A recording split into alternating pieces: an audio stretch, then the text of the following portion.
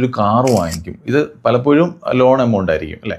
ഒരു 1 CR വീടാണ് വെക്കുന്നതെങ്കിൽ പലപ്പോഴും അതിന്റെ ക്യാപിറ്റൽ ഇൻവെസ്റ്റ്മെന്റ് നമ്മുടെ കയ്യിൽ ഉണ്ടാകുക 20 lakhs ആയിരിക്കും. ബാക്കി 80 lakhs ലോൺ എടുക്കും. അതുപോലെ തന്നെ ഇപ്പോൾ ഒരു SUV കാർ വാങ്ങിക്കുകയാണ്, 25 lakh ആണ് അതിന്റെ ഓൺ റോഡ് പ്രൈസ് എങ്കിൽ മിക്കവാറും 5 lakh ക്യാപിറ്റൽ ഇൻവെസ്റ്റ്മെന്റ് ചെയ്യും. ബാക്കി 20 lakhs നമ്മൾ എന്ത് ചെയ്യുക, ലോൺ എടുക്കുക ചെയ്യുക. അപ്പോൾ ശരിക്കും ഈ പറഞ്ഞ വ്യക്തിയുടെ ടോട്ടൽ ഇൻവെസ്റ്റ്മെന്റും അല്ലെങ്കിൽ നെറ്റ്വർത്ത് നോക്കുമ്പോൾ 25 lakhs ഉള്ളൂ. ബാക്കി ലോണും മറ്റു കാര്യങ്ങളൊക്കെയാണ്. ഇത് ലോണൊക്കെ അടച്ചു കഴിയുമ്പോൾ ഒരുപക്ഷെ 20 വർഷം 25 വർഷം കഴിയുമ്പോഴായിരിക്കും ലോൺ സെറ്റിൽ ആകുന്നത്. അപ്പോൾ ആ സമയത്ത് ഇത് നെറ്റ്വർത്തായിട്ട് കൂട്ടാൻ പറ്റും. പലപ്പോഴും NRIസിന്റെ അല്ലെങ്കിൽ മലയാളികളുടെ തന്നെ ഒരു പ്രശ്നം എന്ന് പറഞ്ഞാൽ ലയബിലിറ്റിയിലേക്കാണ് എപ്പോഴും ഫോക്കസ് ചെയ്യുക. അസറ്റ് എങ്ങനെ ക്രിയേറ്റ് ചെയ്യണമെന്നുള്ള കാര്യത്തിനെ പറ്റി ചിന്തിക്കാറില്ല. നെറ്റ്വർത്ത് എങ്ങനെ ഡെവലപ്പ് ചെയ്യാം എന്നും ചിന്തിക്കാറില്ല. അപ്പോൾ നെറ്റ്വർത്ത് ഡെവലപ്പ് ചെയ്യണമെങ്കിൽ തീർച്ചയായിട്ടും അസറ്റിലേക്ക് ഡിഫറെൻറ്റ് കമ്മ്യൂണിറ്റിയിലേക്ക് ഇൻവെസ്റ്റ് ചെയ്യുക എന്നുള്ളതാണ് ഏറ്റവും പ്രധാനപ്പെട്ട മാർഗം. അത് ഒരുപാട് കമ്മ്യൂണിറ്റീസ് ഉണ്ട്. ഇപ്പോൾ gold equity market, finance market, gold, അങ്ങനെ ഒരുപാട് അവസരങ്ങളുണ്ട്. ഒരു 12 to 13% എങ്കിലും നമ്മുടെ മണി വർത്ത്